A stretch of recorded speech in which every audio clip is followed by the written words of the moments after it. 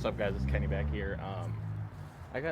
We don't really have any severe weather yet. There is some cape that is that's starting to form in the lower Midwest, in the Ohio River Valley, and the Ohio River Delta, I believe, um, where it meets with the Mississippi. So I'm just gonna kind of go through what I pull out when it does storm. Of course, we've got the CoCoRaHS official rain gauge right here. That's a 14-inch rain gauge. Usually, when it's not winter, there's a funnel with an inner tube inside of there and an inside cylinder. Right now, it is raining. There was a break in rainfall, so I did measure. Since midnight last night, we got 0.11 inches of rain. So that's pretty minty.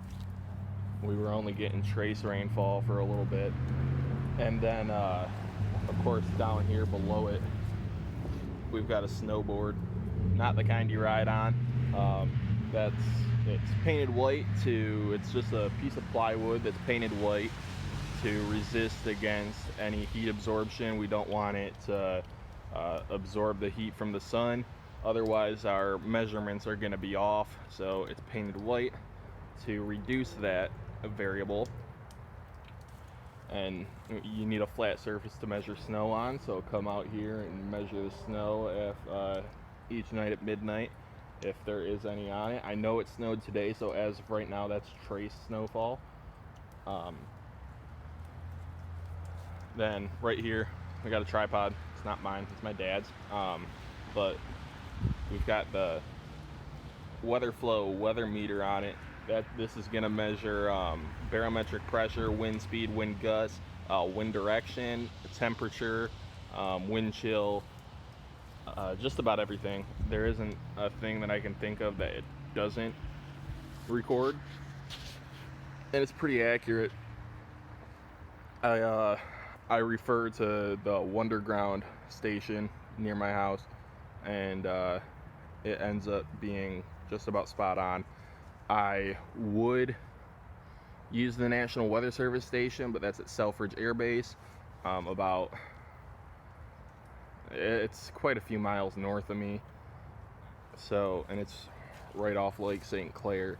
So that's really all I use. Of course, I do have my anemometer. I use radar, my just normal handheld anemometer. That's a BT meter. And then what else do I use? Well, I've got a CB radio, that's Midland. We've got the NOAA weather radio, that's also Midland. I use my laptop quite a bit just because Wonderground and everything sucks on my phone. So that's what I use to look at weather models. That's what I use to look at the HRRR, the NAM, the RAP, the GFS, whatever it may be, to figure out when it's going to storm, when I need to get out to my weather meter, stuff like that, when I really need to be looking to the sky. And when I was back in Ohio chasing, that's what I'd use to figure out, hey, is it going to be worth chasing this day? How far ahead could I plan so that I could find someone to drive? So I could find a driver, find the funds to get a driver, stuff like that. That radar scope is amazing. I did download Radar Omega at Christmas time, and hold on, let me flip my phone over. And it doesn't want to do that. Oh well. I downloaded Radar Omega for a little bit. I bought it, and I didn't like it, so I got a refund. Anything that you can do on Radar Scope, you can do on Radar Omega and more. However, here's the catch. Radar Omega, you have to pay for a lot of the stuff, and sometimes your phone isn't exactly suitable for all the features. Like the barometer on there isn't it's not compatible with the phone that I had at the time. Might work now, however, I don't have the money for it now. So, by the way, guys, I have a Patreon account. The link is in my my details on my YouTube channel. So, I really would love if you guys went and donated to that Patreon. That would be amazing. It's kind of cold out here. The only problem with the weather meter that I was just talking about, that blue one over there, is you have to have it outside for a little bit. I'd say leave it outside for half an hour to an hour before you start using it, and before you start taking measurements if you want your stuff to be accurate when it comes to temperature and dew point and all that.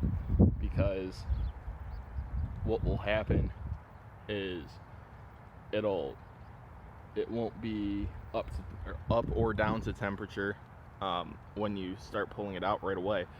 So I'll come outside and it'll be 30 degrees and in the middle of a winter storm, and it'll tell me it's 70 degrees outside if I whip it out right away. So you got to kind of preheat it to 350 and wait till that. I'd say before you use it, set an alarm for an hour. Set a timer for an hour, and then once that timer goes up, that's after you have it outside. Set it out on your tripod, on your windowsill, whatever it is, on top of your mailbox, and then set a timer for an hour. After that, you're game for decent measurements, pretty accurate. Like I said, I match it up with the Wunderground station just like a mile or two from my house, and I don't have any problem with it at all. I used to hate on Wunderground. I thought they were the ones that were wrong until I bought that, and now I have something that backs up Wunderground. Like I said, I have my Patreon, so I would really appreciate if some people would donate to that. That money will be used to go towards my college fund. I'll consider that storm chasing stuff. It'll help to go towards, because I'm going to be going to school for meteorology, because I dropped out of agricultural equipment to study research meteorology. So that will help there.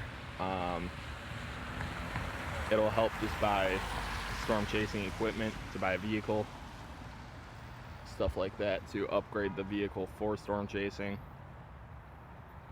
Buy a mesonet to put on said vehicle. It'll be, I promise you, it'll go into good use when it comes to severe weather research and stuff like that, and just this whole storm chasing in general, whether it's the research part of it or if it's the spotting part of it, whatever it is. The mod's pulling in the drive, but as of right now, the module that goes inside the probe that we're going to be building that actually takes the measurements is about $50. So